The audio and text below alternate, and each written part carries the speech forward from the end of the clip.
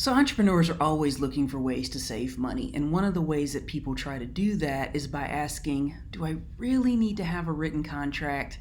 I've got a verbal or handshake agreement. Isn't that good enough? And to that, I always say verbal or handshake agreements are really expensive disputes waiting to happen. It's funny to me that every time you take an agreement and you reduce it to writing, it never fails that the parties to that contract will realize that there was some sort of a miscommunication somewhere along the way. If words are powerful, the written word is especially so.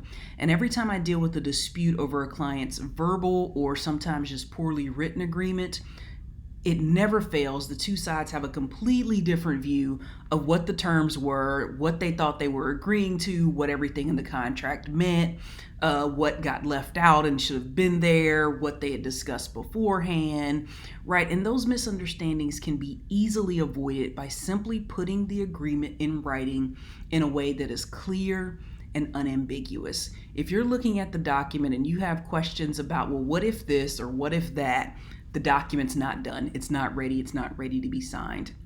And I'll add, be especially careful about mixing friends and family with your business. If I had $1 for every time somebody sat in my office and said, oh, we'll never get into a dispute. I've known so-and-so since we were yay high. That's my cousin. It's my best friend. We grew up together in elementary school. Everything is fine. A handshake will work out. If I had $1 for every time somebody sat in my office and said that, I would be sitting on a beach somewhere and we wouldn't be having this conversation either in person or over Zoom.